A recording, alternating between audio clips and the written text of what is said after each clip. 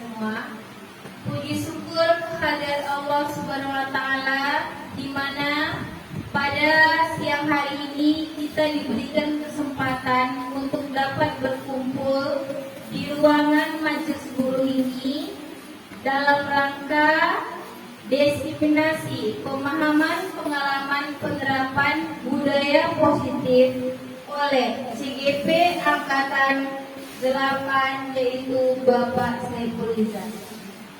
Baik, supaya tidak memperpanjang waktu, sebelum acara dimulai, marilah kita dengarkan sepatah dua kata yang akan disampaikan oleh Ibu Kepala Sekolah kita, yaitu Ibu Yuni Jessica. Pada Ibu dipersilakan.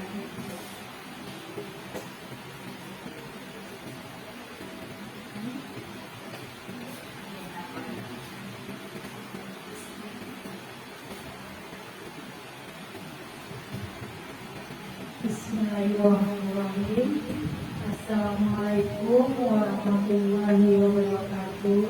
Waalaikumsalam warahmatullahi wabarakatuh. Selamat siang dan salam sejahtera buat kita semua. Alhamdulillah, puji dan syukur kita ucapkan kepada Allah SWT yang telah memberikan nikmat kesehatan kepada kita semua, serta selawat puji salam tak lupa kita hadirkan kepada junjungan kita, yakni Nabi besar Muhammad SAW, dengan ucapan Allahumma sholli ala sayyidina Muhammad wa ala ali sayyidina Muhammad. Alhamdulillah, pada hari ini kita berkumpul di ruangan Majelis Guru SD Negeri 12 Mandal dalam rangka diseminasi pemahaman dan pengalaman penerapan budaya positif oleh Bapak Saiful Izan SDG sebagai calon guru penggerak Angkatan 8 Kabupaten Bengkalis. Mudah-mudahan dengan bertambahnya CGP di sekolah kita ini dapat membawa perubahan bagi kita semua. Ya Bapak Ibu ya. Dan mudah-mudahan harapan Ibu kepada yang lainnya akan mengikuti jejak-jejak CGP yang telah lulus di sekolah kita ini. Amin ya rabbal alamin ya. Mungkin hanya ini yang dapat Ibu sampaikan. Lebih dan kurang Ibu mohon maaf. Wabillahi taufiq wal hidayah. Wassalamualaikum warahmatullahi wabarakatuh. Waalaikumsalam warahmatullahi wabarakatuh.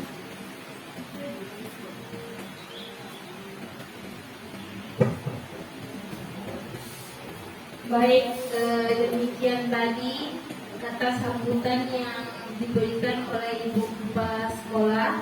Semoga apa yang disampaikan oleh Bapak Saiful Izan nanti memberikan manfaat serta syafaat untuk kita dalam perubahan di dalam mendidik serta membimbing siswa kita di SDN 12 Mandau ini. Baik, sekarang kita masuk ke acara berikutnya, yaitu diseminasi pemahaman pengalaman penerapan budaya positif yang akan disampaikan oleh Bapak Saiful Izan. Kepada Bapak dipersilakan.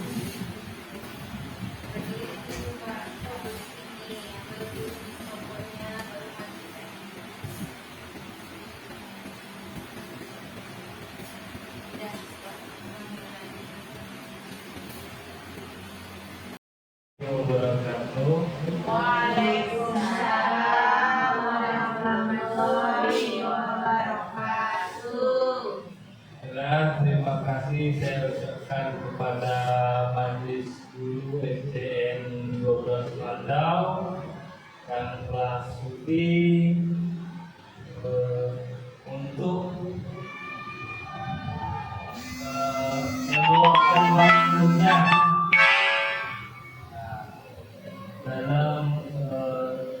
penyampaian nanti saya diseminasi pemahaman dan pengalaman penerapan budaya positif di sekolah. Peran saya dalam menciptakan budaya positif di sekolah, yang pertama yaitu menjadi teladan bagi siswa dan dengan menerapkan Ingaso Tulodo Imakyo Mangun Kaso dan Puri Handayani. Yang kedua, proaktif menanamkan nilai-nilai profil pelajar Pancasila. Yang ketiga, berkolaboratif dengan warga sekolah, reflektif dan berbagi pengalaman inspiratif. Seperti yang kita laksanakan sekarang ini, ya kita berkolaborasi. Nanti saling memberikan refleksi dan berbagi pengalaman tentang apa yang saya dapatkan dari pelatihan pendidikan guru penggerak ini. Nah, itu tentang budaya positif. Budaya positif tersebut dapat dijalankan dengan menerapkan konsep-konsep inti. Yang pertama itu perubahan paradigma belajar. Kedua, disiplin positif. Sekarang kita harus menerapkan disiplin positif di kelas kita. Bukan hanya di kelas, di sekolah, lingkungan sekolah dan di kelas kita. Yang ketiga, memahami motivasi perilaku manusia. Yang keempat, kebutuhan dasar. Yang kelima, posisi kontrol. Posisi kontrol kita sebagai seorang guru.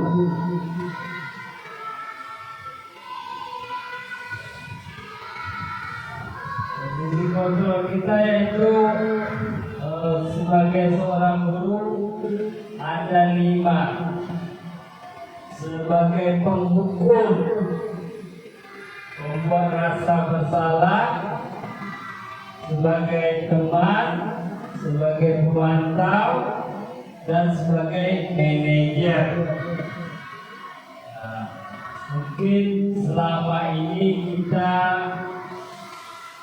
yang kita lakukan itu sebagai penghukum terhadap anak.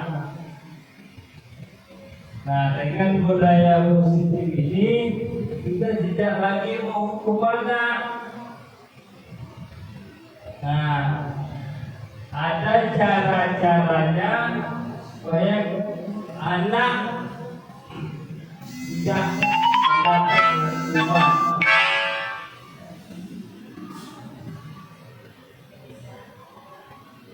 Membuat rasa bersalah sebagai teman, pemantau, manajer. Nah, posisi kita sebagai seorang guru yang idealnya adalah sebagai manajer, di mana guru berbuat sesuatu bersama murid, mempersilahkan murid bertanggung jawab perilaku dan mendukung murid agar menemukan solusi atas permasalahan tersebut. Nah, di situ nanti masuk dengan cara penyelesaian dengan segitiga restitusi. kedua, posisi manajer mengacu pada restitusi yang dapat menjadikan murid sebagai manajer bagi dirinya sendiri, sehingga terciptanya identitas positif atau berhasil pada diri murid.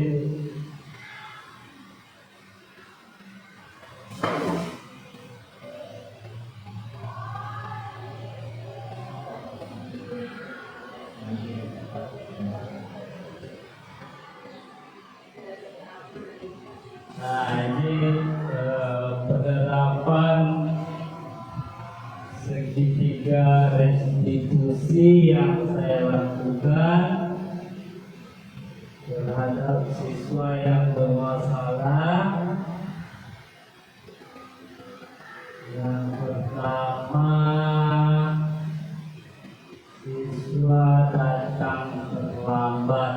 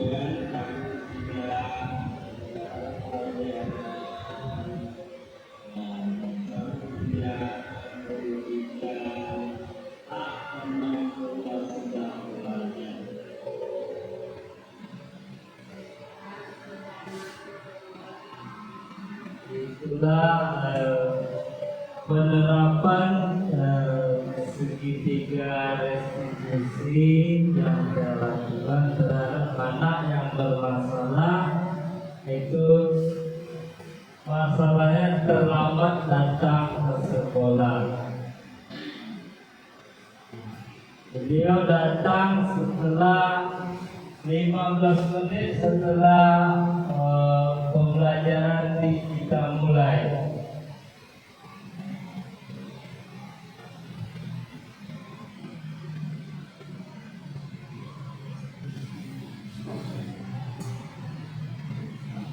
Namun perubahan paradigma belajar, yaitu menurut Dr. William Glasser meluruskan beberapa miskonsepsi tentang makna kontrol. Yang pertama, ilusi guru mengontrol murid. Yang kedua, ilusi bahwa semua penguatan positif efektif dan bermanfaat. Ketiga, ilusi bahwa kritik dan membuat orang merasa bersalah dapat menguatkan karakter. Ilusi bahwa orang dewasa memiliki hak untuk memaksa. Bagaimana seseorang bisa berubah dari paradigma stimulus respon kepada pendekatan teori kontrol? Bila kita ingin membuat kemajuan perlahan sedikit-sedikit, ubahlah sikap atau perilaku Anda atau diri kita dulu. Namun bila kita ingin memperbaiki cara-cara utama kita, maka kita perlu mengubah kerangka acuan kita. Ubahlah bagaimana kita melihat dunia, bagaimana kita berpikir tentang manusia. Ubahlah paradigma kita, skema pemahaman dan penjelasan aspek-aspek tertentu tentang realitas. Disiplin positif menumbuhkan disiplin yang didorong dalam diri anak tanpa hukuman dan hadiah. Selama ini kita menerapkan dengan hukuman, hadiah. Anak yang agak pintar kita kasih hadiah. Sementara dengan cara kita memberi hadiah itu mematikan semangat anak yang di bawah, yang belum memahami cara beberapa disiplin yang mengajarkan anak bertanggung jawab untuk menumbuhkan kesadaran diri berdasarkan nilai-nilai kebajikan. Nah, mungkin ada di antara ibu-ibu telah menerapkan, yaitu membuat keyakinan kelas di kelasnya. Ya. Seperti yang telah saya terapkan di kelas saya, yaitu keyakinan kelas, di mana mulai nampak perubahan pada anak, karena kita tidak ada lagi posisi kita ngomong. Nah, dengan keyakinan tersebut, apabila anak itu tidak membawa buku, nah, tanpa disuruh, mereka berani maju sendiri, mengakui kesalahan mereka, karena adanya keyakinan keras tadi. Dan kita juga tidak boleh memarah anak lagi. Kalau dulu mungkin saya sendirilah ya. Nah, saya agak keras juga.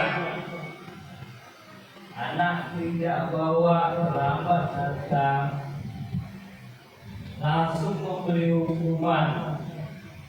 Kamu tidak boleh masuk di kelas selama pelajaran. Kalau sekarang kita ubah, kita persilakan anak mengikuti pelajaran. Nanti setelah selesai pelajaran atau jam setelah pulang, baru kita panggil, baru kita tanyakan apa masalah sebenarnya.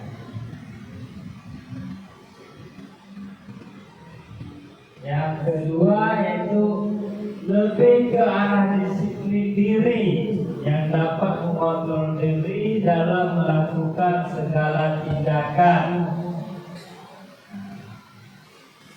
Jadi dengan ini berarti kita telah mengontrol diri kita. Kita tidak memarah anak lagi. Yang ketiga, disiplin dapat membuat murid memahami dan menyadari berdasarkan motivasi internal, bukan akibat paksaan, ujian ataupun pengumuman. Jadi anak sadar sendiri, sadar dia akan kesalahan yang dibuatnya.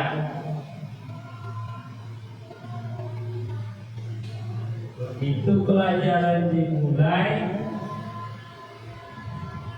anak langsung ke depan. Saya pun heran, baru 1 minggu saya terapkan, anak sudah ada perubahan.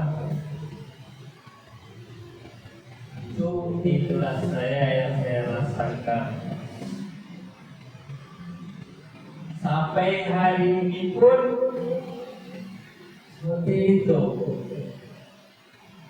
Tidak membawa buat tugas, tidak membawa buku, mereka langsung maju, mengakui kesalahan mereka. Berarti menyadari berdasarkan motivasi internal di dalam diri mereka, bukan akibat paksaan, ujian ataupun hukuman. Bukan, mereka tidak takut lagi dengan hukuman.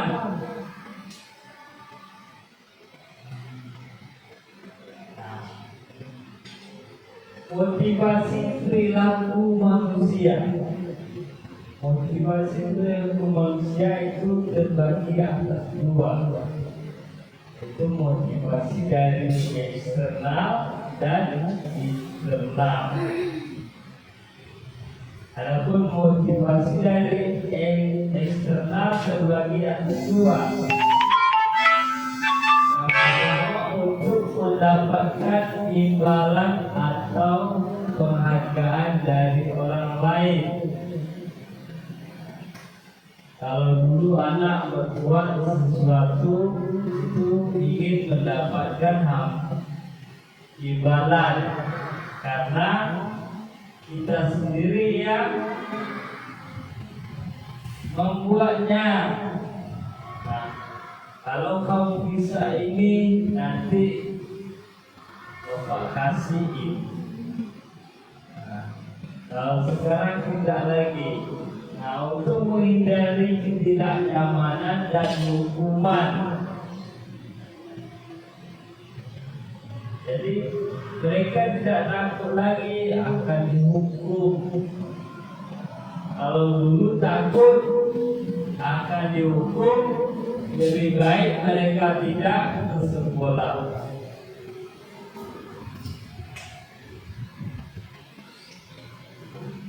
Yang kedua, motivasi internal untuk menjadikan orang yang mereka inginkan dan menghargai diri sendiri dengan nilai-nilai yang mereka percayai.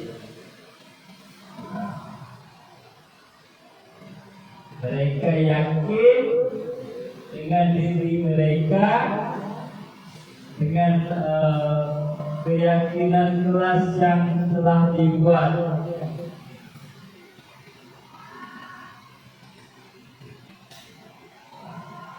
Ini adalah kebutuhan dasar manusia. Ada penguasaan, bertahan hidup, kasih sayang, dan rasa terima kasih, kesenangan, dan kebebasan.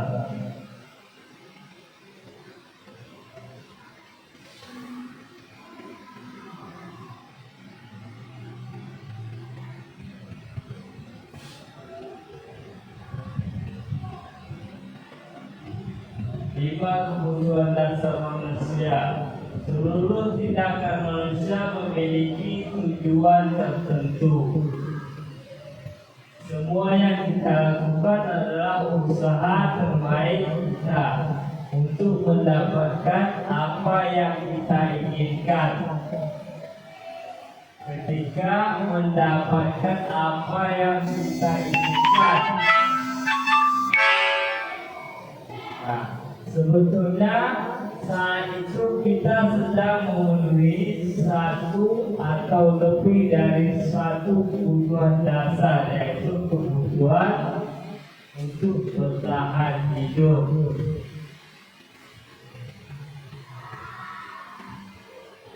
Nah, kebutuhan bertahan hidup adalah kebutuhan yang bersifat fisiologis. Untuk bertahan hidup, misalnya kesehatan, rumah, dan makanan. Kebutuhan biologis bagian dari proses reproduksi, termasuk kebutuhan untuk tahap bertahan hidup.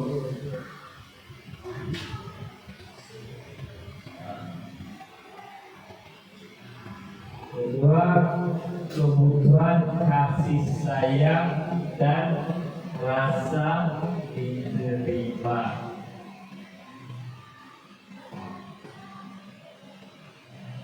Kebutuhan ini dan tiga kebutuhan lainnya nanti berikutnya adalah kebutuhan psikologis, kebutuhan untuk disayangi dan diterima, itu meliputi kebutuhan akan hubungan. Kebutuhan dasar manusia ada 5, yaitu penguasaan, kesenangan, bertahan hidup, kasih sayang dan rasa terima kasih, dan kebebasan. Di mana penguasaan ini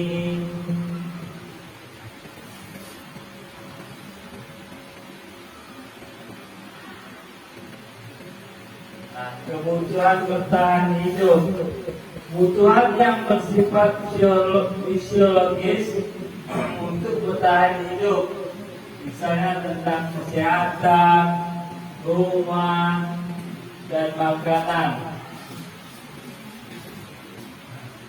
kebutuhan kasih sayang itu kebutuhan fisiologis, kebutuhan untuk disayangi, diterima, meliputi kebutuhan akan hubungan dan koneksi sosial, kebutuhan untuk memberi dan menerima kasih sayang, dan kebutuhan untuk merasa menjadi bagian dari suatu kelompok. Kebutuhan ini juga meliputi keinginan untuk tetap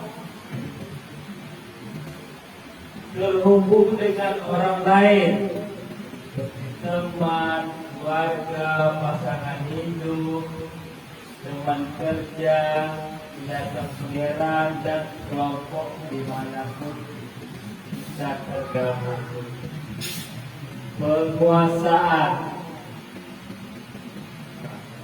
Kebutuhan penguasaan ini yaitu kekuatan untuk mencapai sesuatu, menjadi kompeten, menjadi terampil, diakui atas prestasi dan keterampilan kita. Nah, di sini selama ini mungkin kita sering melihat anak yaitu sifatnya itu penguasaan, seperti di lokal, di dalam kelas kita, mana yang merasa dia pintar, maunya dia terus yang tampil, dengan tujuan dia ingin memiliki rasa harga diri, ingin diakui prestasinya, sehingga tidak memberi kesempatan kepada yang lemah.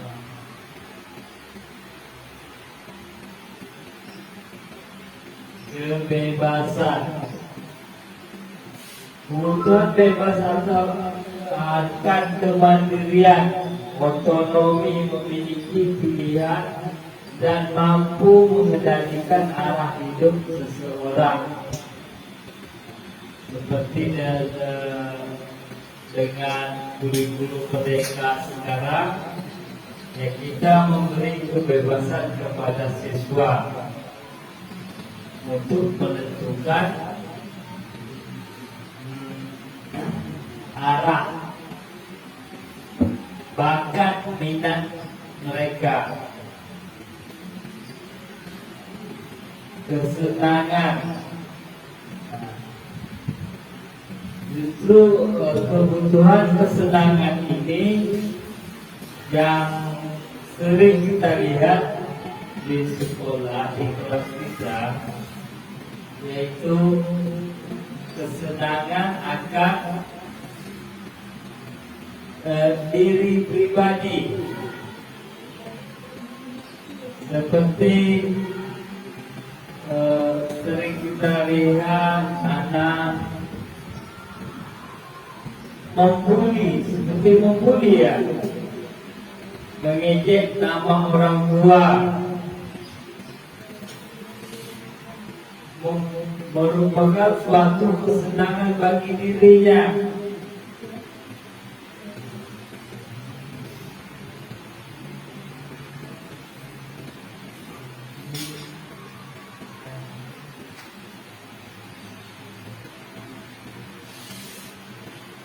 Seluruh tindakan manusia memiliki tujuan tertentu.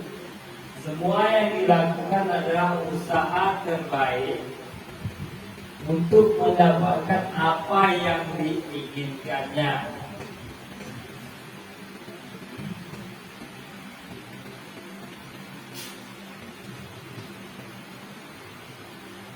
Sebetulnya saat itu kita sedang memenuhi suatu atau lebih dari satu kebutuhan dasar kita. Ada penguasaan, bertahan hidup, kesenangan, kasih sayang dan kebebasan. Masuk kita ke posisi kontrol seorang guru. Yang pertama, untuk membuat rasa bersalah sebagai teman, sebagai pemantau, dan sebagai manajer. Sebagai penghukum, nah, kita sering memberi hukuman kepada siswa. Apabila siswa datang terlambat, tidak membawa buku, membuat rasa bersalah. Lalu kita menyudutkan siswa. Gara-gara kamu, kami belajar jadi terhenti. Akhirnya kita membuat dia bersalah tanpa dia menyadari. Lalu sebagai teman, nah, sebagai teman ini, posisi kita sebagai teman, kita mengajak anak belajar dengan lebih santai, tanpa tekanan. Sebagai pemantau, nah, kita hanya memantau kegiatan anak. Saya sebagai manajer, nah, posisi kontrol seorang guru yang idealnya itu sebagai manajer, itu tidak langsung menghukum, tidak membuat mereka rasa bersalah. Sebagai teman, sebagai pemantau, guru berbuat sesuatu bersama murid, mempersilahkan murid mempertanggungjawabkan perilaku dan mendukung murid agar dapat menemukan solusi atas permasalahannya sendiri. Posisi manajer mengacu pada restitusi yang dapat menjadikan murid sebagai manajer bagi dirinya sendiri, sehingga terciptanya identitas positif atau berhasil pada murid.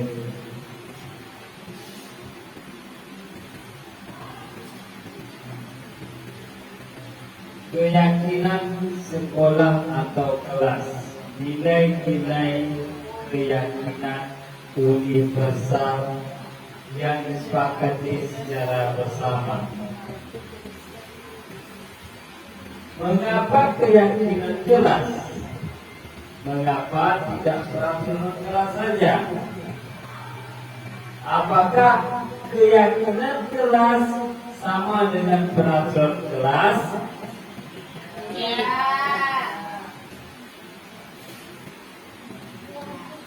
Keyakinan kelas itu seorang akan lebih tergerak dan bersemangat untuk menjalankan keyakinannya daripada hanya sekedar mengikuti serangkaian peraturan tertulis tanpa makna. Jadi keyakinan kelas ini keyakinan akan diri pribadi, tertanam di dalam dirinya. Kalau peraturan hanya tertulis. Untuk apa kita takut peraturan? Nanti paling kita dihukum. Bagaimana melaksanakan keyakinan kelas? Guru membuat kesepakatan bersama murid untuk mewujudkan keyakinan kelas. Keyakinan telah berisi pernyataan kebajikan universal yang diakui bersama.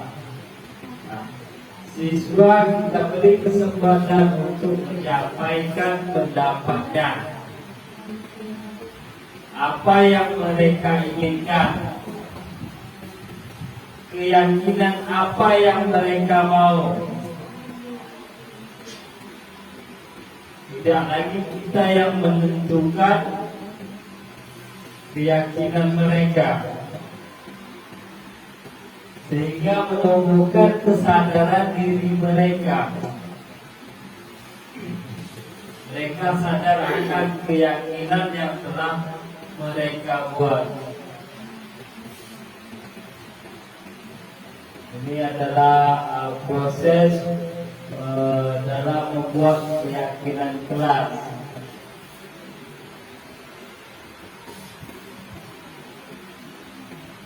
Segitiga restitusi. Segitiga restitusi ini digunakan dalam menyelesaikan masalah siswa.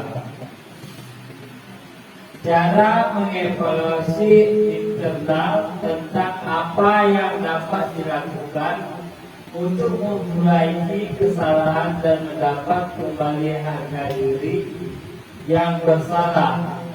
Tujuannya menghasilkan murid yang mandiri dan bertanggung jawab. Adapun segitiga restitusi itu ada 3. Yang pertama, menstabilkan identitas, mengubah identitas anak dari orang yang gagal menjadi orang yang sukses. Kembali lagi dengan posisi kita sebagai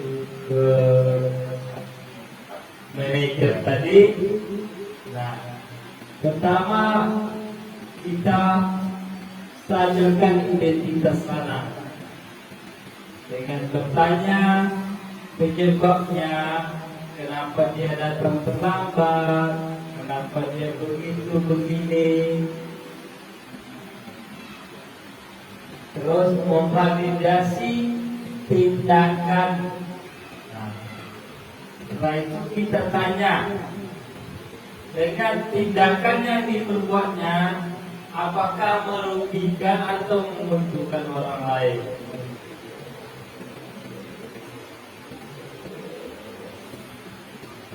Terus menanyakan keyakinan, menghubungkan nilai-nilai yang dipercayai itu dengan nilai-nilai keyakinan yang telah dibuatnya tadi.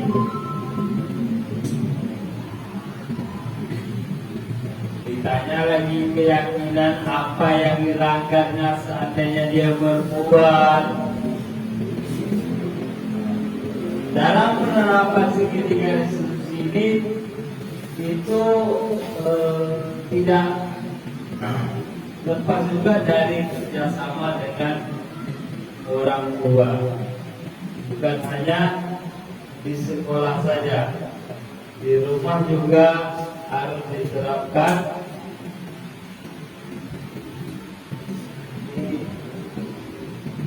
Ini adalah video melakukan segitiga restitusi.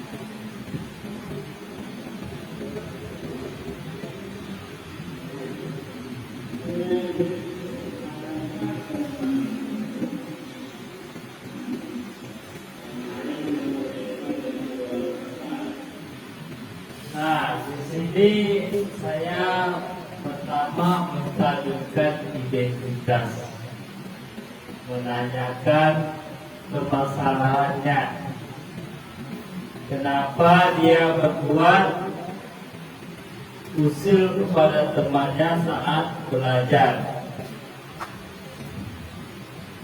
sehingga anak tersebut mengakui kesalahannya karena dia ingin meminjam mainan kepada temannya, tetapi temannya tidak memberi. Padahal sebelumnya temannya pernah meminjam kepada dia memberi. Akhirnya dia usir dengan melemparkan kertas kepada temannya secara terus-menerus.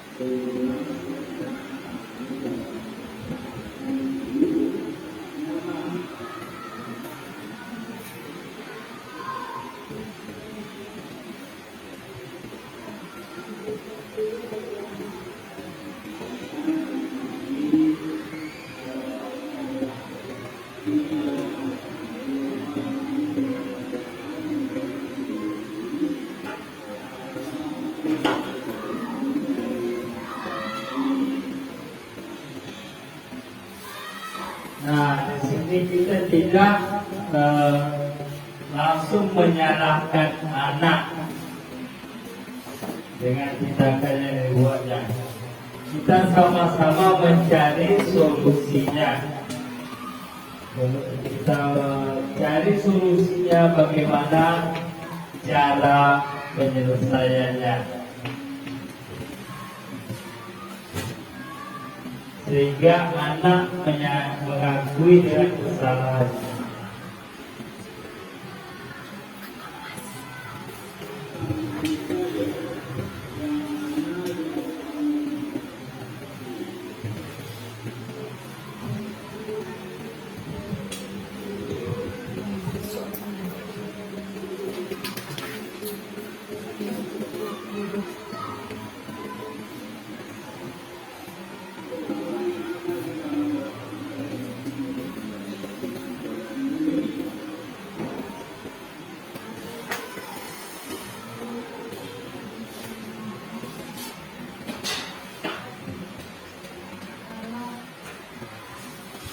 Terakhir, menanyakan keyakinan. Setelah anak mengakui kesalahannya, kita tanya lagi ke anak tentang keyakinan keras apa yang telah dilanggarnya. Terus bagaimana cara memperbaikinya? Siapa yang akan mengingat anak tentang keyakinan keras itu yang telah dilanggarnya? Yaitu guru dan orang tua.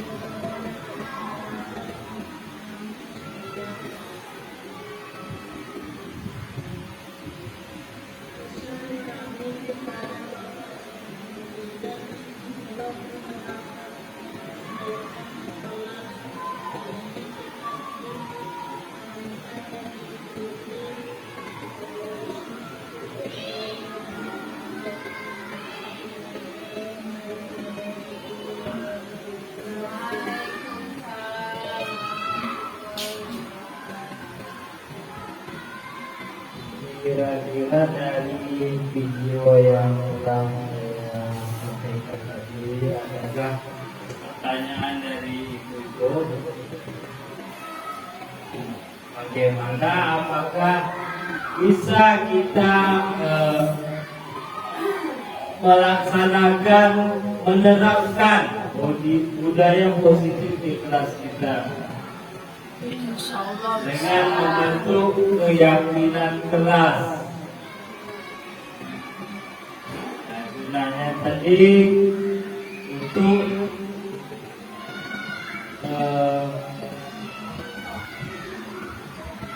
anak tidak lagi takut dengan peraturan. Dia mempunyai keyakinan terhadap dirinya sendiri.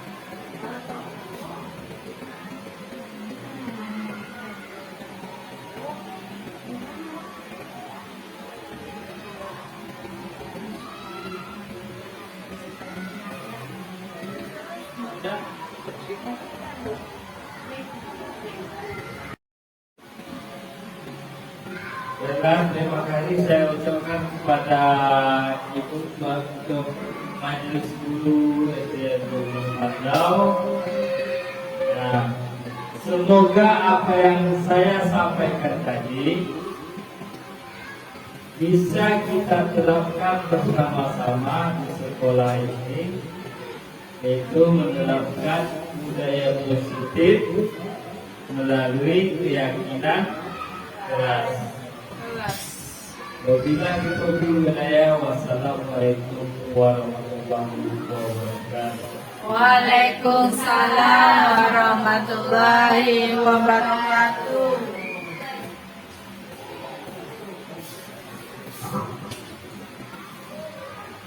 Baik, demikian tadi sosialisasi pemahaman budaya positif yang disampaikan oleh CGP Angkatan 8 kita, yaitu Bapak Saiful Izan. Semoga apa yang disampaikannya memberikan manfaat serta dapat memotivasi kita melakukan perubahan, terutama untuk SDN 12 Mandau yang kita cintai ini. Baik, lebih dan kurang saya mohon maaf. Saya akhiri dengan Assalamualaikum warahmatullahi wabarakatuh. Waalaikumsalam